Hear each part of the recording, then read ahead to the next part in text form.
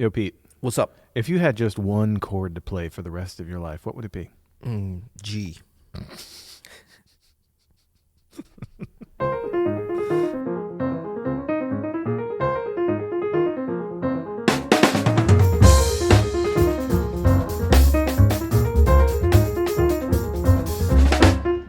I'm Adam Maness, And I'm Peter Martin. and you are listening to the You'll Hear It podcast. Daily jazz advice coming at you in the key of G. In the key of G, apparently, for the rest of our lives. Yes.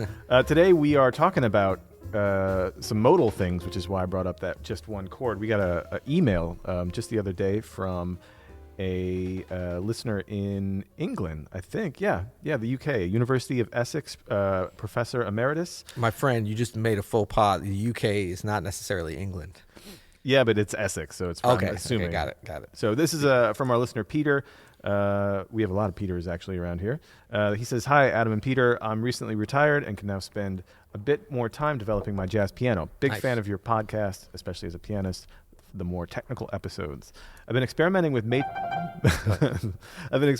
making my own arrangements of standards, but would really appreciate some advice on what I've referred to as modalizing a standard jazz tune. How do you go about doing that? Could you do a podcast on that? Keep up the great work." And yes, we can, Peter. We're doing one right now. That's right. Now, can we do it with effective advice? We'll see.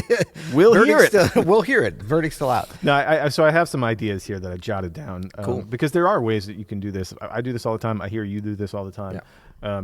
The great thing about this sort of technique of modalizing a standard is that it doesn't have to be the whole tune that you're playing. It could just be one part, or it could be the whole tune. I mean, Right. It's however much of it you want to do. It's really a stylistic thing. And for those of you who don't know, I think what he's referring to is getting a modal sound on like a Great American Songbook kind of jazz standard, you Right? know, like All the Things You Are, or There Will Never Be Another You, or something, and getting a modal sound out of that. Yeah. I mean, I think sometimes, there's many different ways. Interested to hear what your ways of doing it, but I'm just thinking now, sometimes it's a matter of just putting a different mode in than is typically heard at that place, which kind of, gives it that sound. And I think that tunes that sit on chords for a little bit longer would make that easier. It's just one way to do it. But if you think of On Green Dolphin Street, so you've got that big E flat major section. And so, at the beginning for two bars, and which isn't that long of a time, but for a standard tune, that's a little bit of sitting there, especially at the beginning of a tune, maybe. Yep. But typically, major scale over that chord, which technically is modal, but it really doesn't have the modal sound, right? Yeah. Because what is that? Ionian is the major. Yeah, actually, that first 8 bars of Green Dolphin Street has a bit of a modal sound, the way it works through on the pedal. Right. You know what I mean? And actually, that was one of my ideas of this. No, this is number one, is reharms, and pedaling is one of those things that you can do. Right. And Green Dolphin Street sort of naturally does that for you. But you could do, I think you were alluding to, you could do even more. Well, yeah, because even if you just switch it, say over those first bars, if you go like Lydian, because that's sort of the normal alteration. It's not altering it too much from the major, but gives it that kind of modal sound. Either way, when you switch, certainly to the to the third bar, if you go to that Dorian kind of sound, which is really what it is in any case, coming off of the major or the Lydian, that immediately gives it that kind of modal sound. And then it's something you can return to at any point, even on different chords and stuff. Because really, the real modal sound, you're sitting somewhere for a while and you're exploring in a very usually interesting melodic and rhythmic way specific kind of tones in that modal scale. That's right. And then on this same kind of reharm kick, I do think that, and this kind of goes with another point that I was going to make. Tritone subs are especially effective to get a modal sound, or any kind of substituting the 5 chord. Yep. What you really want to do, Peter, is take away any kind of trope of the standard, right? Any kind of cliche of the standard. A 2-5-1 is 2-5-1-6. That doesn't have a modal sound at all. Right, it pulls you out. It's a very grounded sound. So what you can do, say a 2-5 and E flat, is go F minor, maybe E minor. Yeah. Keep that Dorian sound, transitional area there. down a half step, and then to the E flat major, or even F minor, D minor, E flat major. Just whatever the 5 is. Yeah.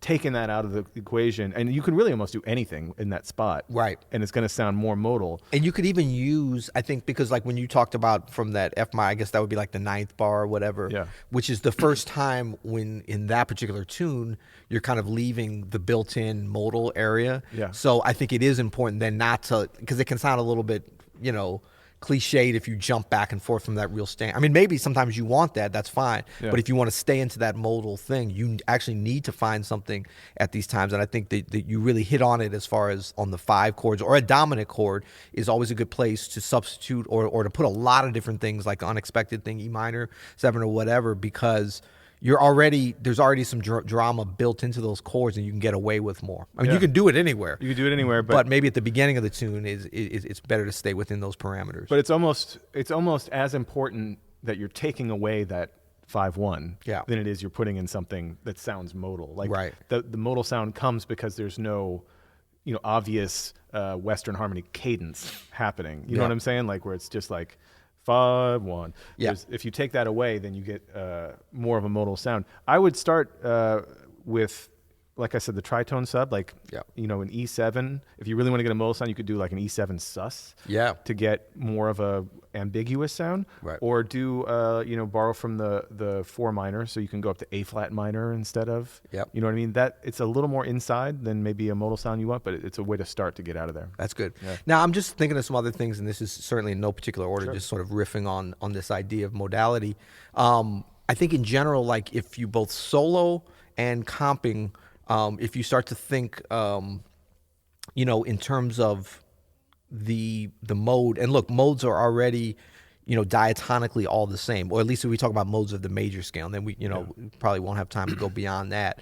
But the modes are all diatonic. So if you think about your comping and you shift into like some fourth voicings, which would basically just be 3-note voicings in the left hand, separated by a perfect fourth to start, and then you move up diatonically, you're not going to be moving parallel or chromatically, so the intervals are going to change. They're still going to be fourths, but sometimes it's going to be, diminished, augmented fourth. Flat 4, yeah. So once you start moving things around, and this is this kind of sound, So you're moving with those fourth voicings over. I mean, that could be Dorian, that could be major, could be, any of the different modes. That immediately gets you into that modal sound. Like if you don't want to actually go to a substitute or whatever. That's a super important point, and something, Peter, that you should consider working on like immediately to get that sound. I mean, not you, Peter. Peter. Oh, okay. Here Yeah, no, in man. the UK, I do need to work on it though.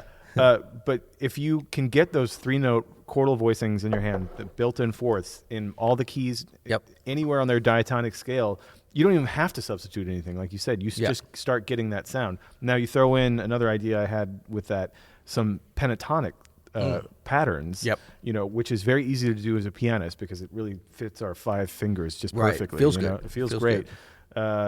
You can immediately get that on just about any tune. You know what I mean? I mean, like fourth. There's voicings, always a place to find it. Some pentatonic stuff, or even just it doesn't even have to be pentatonics, but just shapes in your hand. Yeah. That starts getting into getting that sound I think that you're looking for. Yeah, and I think both those things, the fourth in the left hand and the pentatonic in the right, those shapes, they can, if you actually learn them in both hands, it can be very helpful melodically and also chordal wise, because a lot of times we're taking the same shapes that we use for voicings and using them as melodic shapes. Yeah, pianists, do not sleep on your left hand voicings. Practice them in your right hand. I promise you will thank us for this advice, because all of a sudden you have, first of all, you can comp up there, which you might not realize, and it sounds pretty good. But you can play some pretty damn good like melodic content with those shapes. Yeah. So. The other thing is, do not actually sleep on your left hand. I did that the other night in an awkward way, and I kind of woke up with a little wrist pain to tell you the truth. So. Well, Peter, in Essex, hope this. No, you're in Wivenhoe Park. Sorry, I'm getting a little too specific. Do you have a zip code? Or 937. No, I'm just kidding. Longitude?